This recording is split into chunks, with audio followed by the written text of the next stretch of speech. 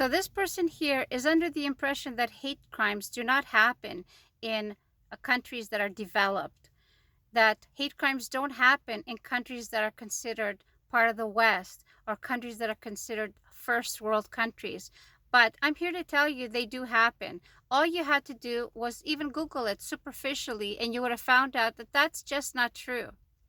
And also, uh, the Western countries, they've passed a lot of laws that can spread Islamophobia, where there maybe was limited or minimal Islamophobia before. Because of the laws that they've passed, that can help spread Islamophobia. And any kind of racism or bigotry is not okay. It seems like being Islamophobic is like the last frontier that we have to it's like a challenge that we have to overcome. And we have to overcome it because it's not okay to be Islamophobic. It's not okay to be racist, and it's not okay to be a bigoted person that has ignorant ideas and values. Okay? Welcome to the 21st century. So yeah, there are countries in the world that are classified as Muslim, and they do have some laws that are punishable with fines or jail times, like if you're not wearing a scarf. But is it really enforced?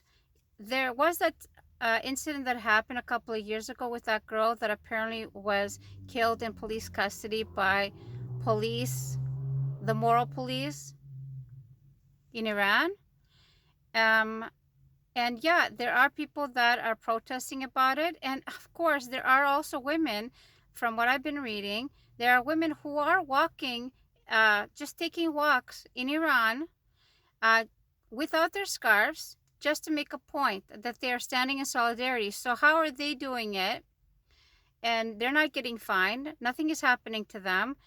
So what I'm saying is the situation may not be as bad as it's purported in the Western media, because let's face it, Western media wants the non-white countries, the non-Christian countries, the non-Western countries to be looked at as an anomaly, to be looked at as something to point out their faults, as something that you could just, it's like I said before, the Islamophobia thing, the non-white thing, the non-European thing, the non-Western ideology countries.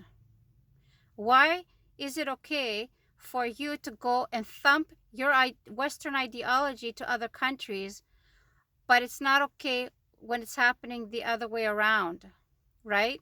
So it may or may not be okay to have these laws. I don't have an opinion about that, because it's not my country. I didn't grow up there. I grew up in the West. I grew up in Canada. And according to democracy or to democratic rules, I can't say things that I don't like about my country. That's the whole point of democracy. So anybody who has a problem with it can sit down, because this is the country that I live in, and I will voice my opinion. Now, are there countries in the world where you cannot voice your opinion? Sure there is. I'm sure there is. But that's not where I'm from. Okay? So I'm going to be a critic of the country that I live in, because that's what democracy is. But I have no business criticizing non-Western, non-developed, poor, or countries that are not Western. I'm not going to do that. And the main reason why these countries are poor and underdeveloped is because the West just won't leave them alone.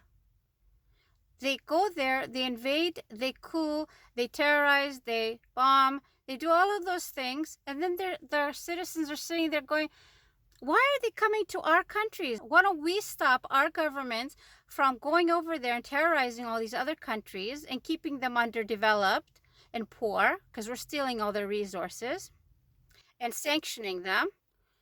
Why don't we leave them alone, and people will stop coming? People don't want to leave their homes and their neighbors and their families that they've known multi-generationally to go to some foreign country where they have to learn a new language and learn a new culture and be out of their comfort zone. People don't want to do that. So why don't you use your brain, your critical thinking skills, and think, why are they coming to our countries? Why? You, as the United States, you can't be on one side saying we're the greatest country in the world, we have the best of this and the best of that, which isn't actually true, and then complain when people are going to your country. So even if the United States and the West in general weren't doing all that, why are you putting it out that you're the best countries in the world? People will want to flock there. FYI, don't go to the United States. They don't have basic stuff there. They don't have education.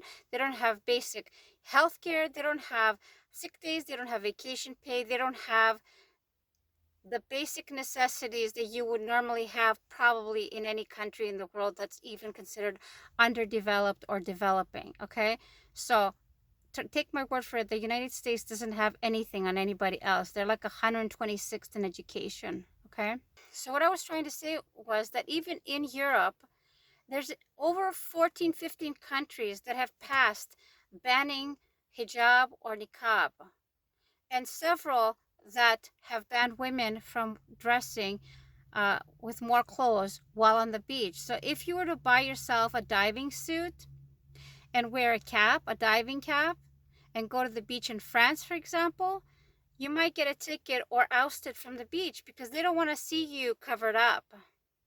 They want you to be wearing your bikinis and your thongs. That's what they want. Okay, because that shows your freedom.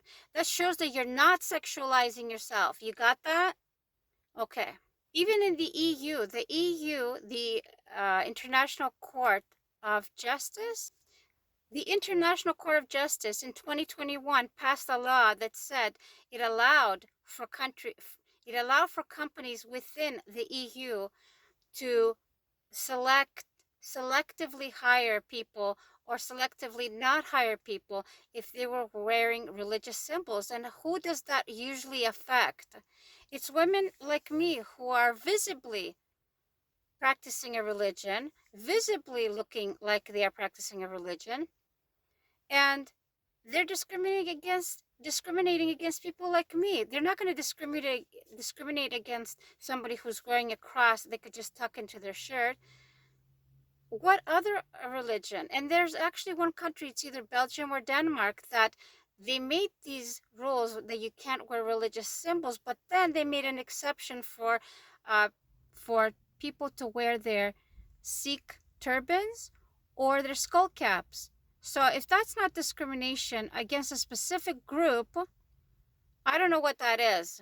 So when you have no freedom of identity, when you don't have a freedom of faith, that limits you from having full access to society. It limits you from getting a proper job if that's the job you want. It limits you from getting a proper education.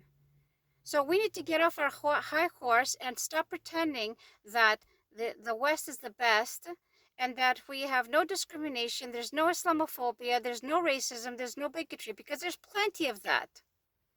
Plenty of it. And all the far right or the right-wing political parties all over the Western developed countries will testify to that.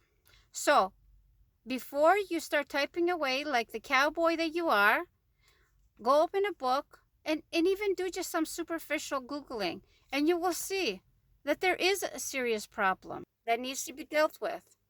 If we can deal with other forms of racism and other forms of bigotry, we can deal with Islamophobia, because it's the 21st century.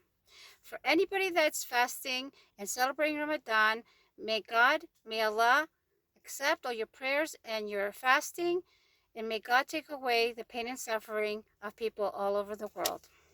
Assalamu alaikum.